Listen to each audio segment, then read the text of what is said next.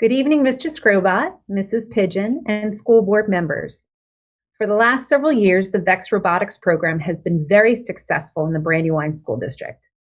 It is through robotics we have been able to build STEM literacy in our students by developing their problem-solving skills, their perseverance, and their communication abilities. All of this while collaborating with their peers. Before the pandemic, all of our school buildings had very active VEX robotics clubs. Many of you have sat on the board, have seen our presentations in the past of what they've been able to accomplish. And in fact, at the middle and high school levels, we are outgrowing ourselves. And as these numbers continued to rise, we had to find ways to be able to better support the amount of students who wanted to participate. Truly growing with leaps and bounds, we also needed more adult supervision and support to help. So in response, we changed the model to allow for all students across our 6 buildings to actively participate competitively and socially. This new model incorporates parents as volunteers, as volunteers and coaches to support the increased number of teams. These extra set of hands provide not only the supervision, but also that guidance to push students to really up their game, maybe tinker a little bit more, find some nuances, and also be able to collaborate with their friends and make new ones, quite frankly. So well, the good news is teachers are still involved, but this model also gives them back time to manage their own building level technology student associations and volunteer during our VEX events. This is how Brandywine Bots has formed. But rather than hear the rest from me, I'm going to pass the mic to Jason Heller, who had the vision and wherewithal to make it happen, all while within a pandemic and with all the restrictions we have. So with that, I'm going to turn it over to Jason Heller. Good evening. Thank you, Dr. Kutch and Superintendent Holler, for the invitation to share tonight what we're doing with robotics in BSD. I'd love to answer your questions you may have following the presentation. For anyone in the audience who does not know, I've been the coach of Springer's robotics team for the last several years, and I'm so proud to be the president of our new Brandywine Bots Robotics Club, along with Coach Heather Handler, who was previously a coach at both Tally and Mount Pleasant High School. We co-founded this club with the help of so many others to really grow the potential of the robotics offerings to all students. I guess I'll start with a brief overview of what VEX robotics is. At the most basic level, VEX is a game-based engineering challenge where a small build team of 4 to 6 students engineer and build a robot to score the most points. Winning teams move through the season, eventually to the regional championships, and hopefully the World Championship. And the game changes every year. This year's game is called Change Up. It's played by 4 robots at a time, a blue alliance versus a red alliance in a 2-minute timed match. This year, you see there are blue and red balls on a 12-foot by 12-foot field. Teams earn points by scoring balls in the goals and get bonus points for completing a full row, tic-tac-toe style. Of course, this is an oversimplification of the game, but that's the basics of what the teams are designing and building for this year. The success and incredible growth in demand for robotics in BSD that Dr. Kutch previously mentioned had brought some challenges to the previous model of individual school-based teams. A group of all of the secondary coaches had been brainstorming solutions for the past several seasons. We found that the demand was just simply outpacing the ability to support it, both financially and with the manpower available to coach and manage the numbers of students we were seeing. There was literally a backlog of students participating in robotics in elementary school coming out of 5th grade with nowhere to go. As a result, we know that we lost and we're continuing to lose countless children who were already interested in STEM and robotics in elementary school because we didn't have a clear path or the manpower to support them and the growing demand consistently. You can see from the chart here growth numbers for VEX robotics nationally over the last 5 years, blue being elementary, red being secondary. and we believe we were outpacing this growth model in BSD. Our biggest concern, though, is that the experience was not equitable for all students, and quite honestly, left some students with no option to participate in robotics, even if they were interested. Due to COVID, going into the last season in May, we had only 2 out of the 6 secondary schools continuing robotics in some way, with programs being led mostly by volunteer coaches. Students from other schools had started to reach out, asking how they could participate with the schools that were planning programs. At the same time, the VEX Robotics organization was asking coaches to look for new ways to form teams in their communities to keep the experience of robotics alive for students. It was that request through COVID that really accelerated this change last summer. We had tossed around the number of options going into last season, and we quickly landed on this model of forming an independent, nonprofit youth robotics club, because it really was the only option that solved all of the issues that we had listed, with equity being number one. What we have created here is an equal program for everyone with equal access, regardless of where your home appears on a map, regardless of race, gender, or financial status. Brandywine Bots is run by volunteers that are simply passionate about robotics, and because of that, it makes the program expandable. We'll be able to absorb the growth of robotics for years with this model, and we're now offering one single program with the same experience for all 6th to 12th grade students. There's now a clear growth path in robotics for all students. And we added consistency through the years, something we never thought about before. Teams can now stay together as a build team for 7 years. Imagine the product they'll be able to put out after so many years learning and growing together with the same build team, rather than having to form new teams every time a student changed schools like in the past. But our goal is not just to teach robotics. We all strive to model important life skills and be mentors to our students. With this in mind, we selected the ninja as our mascot. If we look at the dictionary, we see that a ninja is a person who is an expert or highly skilled in a specific activity. But their trademark is that they get the job done and get out with little fanfare. They're humble and have humility, traits we want to instill in our students, encouraging them to both win and lose with grace. And the BOTS portion of our name is an acronym for what we hope to teach our students about not just the build process in robotics, but about life in general. Believe in yourself and your plan. Overcome adversity with grace and dignity. Transform your plans and yourself as you continue to learn about your craft. And succeed. If you follow those steps, success will follow. The formation and operation of this model is only possible due to our 100% volunteer board members and coaches who are here for one reason: to give our students the joy of participating in robotics. Our board is a combination of teachers and parents and community members like myself, all who have a passion for introducing robotics to kids. I do want to recognize every one of these individuals because the time commitment to get this going as quickly as we did was significant for all of us. Many on the board are here tonight, and the others are watching from home. And there's so many other volunteers giving so much for this as well, such as Dr. Judd Wagner, who so graciously serves as our judge advisor for reviewing the team's design processes and scoring their records of their work in their engineering notebooks at events, and Mr. Foster Shucker from STEM Robotics, who helps us and our students out every night with his extensive VEX knowledge, and so many more key volunteers who keep us going.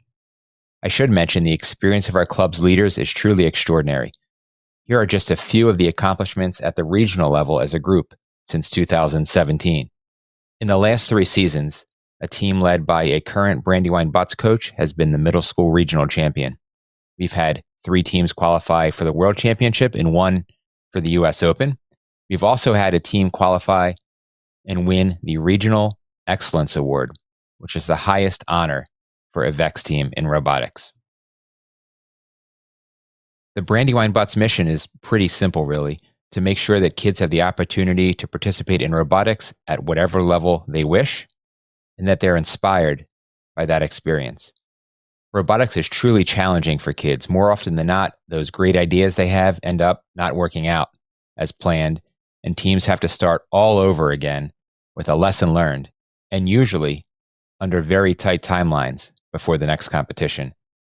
At the end of the day, though, what really drives us is knowing their experience with us will lead to wonderful opportunities for their future, including countless scholarship opportunities.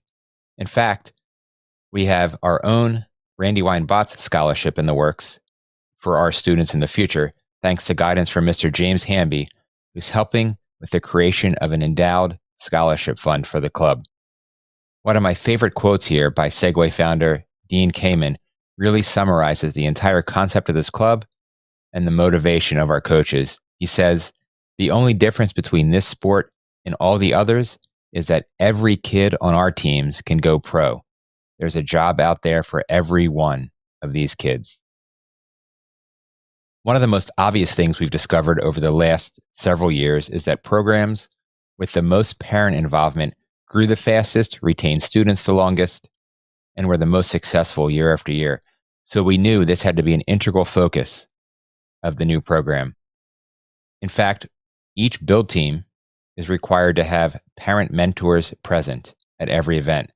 We provide basic training to these mentors whose primary goal is to help teach and guide teams through their decision-making process and model a positive attitude.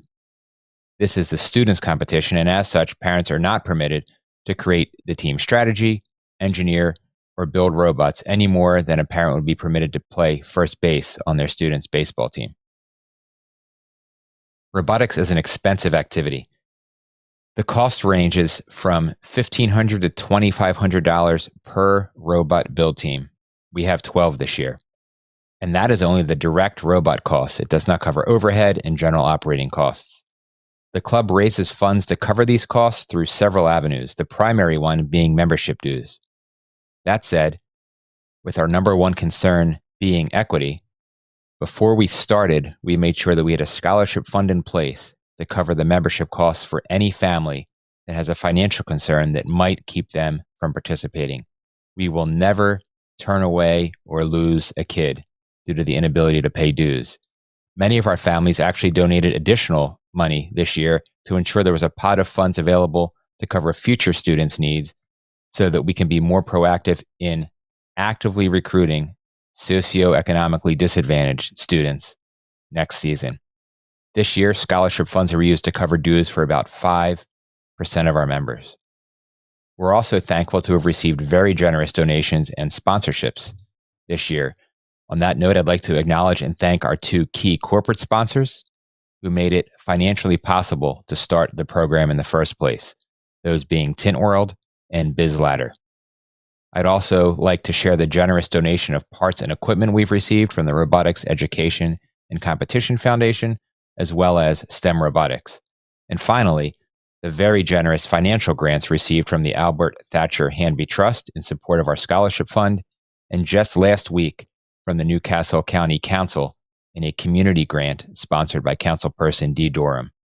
Without this kind of support and that of the many personal donations we've received, I'm not sure we would have been able to pull this off this year. We are so thankful. So now let's talk about some stats. COVID really gave us an opportunity to use this year for learning. We didn't advertise at all like we normally would, but that didn't stop kids from joining. When we first started planning for the year, we hoped we might get 24 students this year to build 6 robots. And we ended up with 52 students building 12 robots, 6 at the middle school level and 6 at the high school level. At this point, all 6 secondary schools are represented, and almost half of our teams are made up of students who attend different schools, something that was not possible before. Of course, starting during COVID has also brought some challenges and changes to our team. On the precaution side of things, my wife, Kathy, is serving as our health and safety coordinator. She's been a COVID nurse since day one of the pandemic last March and has instituted a number of formal policies for the club. No one is allowed to participate in person without a daily COVID health screening. Kathy and other volunteers check each person into and out of the building every night and ensure the screenings were completed in our app. Of course, masks are required at all times. We've greatly limited the number of people in a single room and practice social distancing as much as humanly possible. We also do not allow any spectators at our events this year, although we do live stream them so families can watch from home. Additionally, we designate field reset volunteers at events so game elements are not being handled by multiple people during the day, and shared elements are always disinfected between teams. On the game modification side of things, so far our teams have only been able to play a version of the game where there's only one robot on the field at a time. We've actually been the only organization in the region to host a competition yet this year, and it looks like we may be for the entire season. An advantage of this modified event is that it allows teams to compete virtually. The picture here shows our command center managing the remote team feeds. At our January 30th event, we had teams from as far as North Dakota attend virtually, and we have several West Coast teams signed up for our next event. At this time, other than our club, there are only 3 other middle school build teams and 8 other high school build teams in our region registered for this season. And out of those, only 3 have competed so far this year. So we are really giving students an opportunity here that they probably would not have had otherwise. We're hopeful of hosting a traditional in-person event later in March with significant COVID restrictions in place, probably the only that will be held in our region this season. Finally, I'd like to share our top 3 strategic priorities going into the new season. That is build space, finances, and volunteers. Regarding build space, we are beyond thankful for our partnership with the district and the use of a portion of the Darley Road facility for the club, and would love to reevaluate how that looks in the future. Conservatively, we expect to double the number of BSD students participating next year. We anticipate continually growing our facilities needs with truly dedicated space required for fabrication and storage, as well as the need to greatly expand the number of nights a week teams would be meeting. The students would love the opportunity to feel like we aren't just visiting and have a space that's truly their own to design, build, and practice in. Financially, we're planning on being more aggressive with our approach towards securing corporate sponsorships, as well as community donations and grants in order to not have to increase the financial contribution currently asked of families. And in terms of volunteers, as we grow, we know the need for coaches will as well.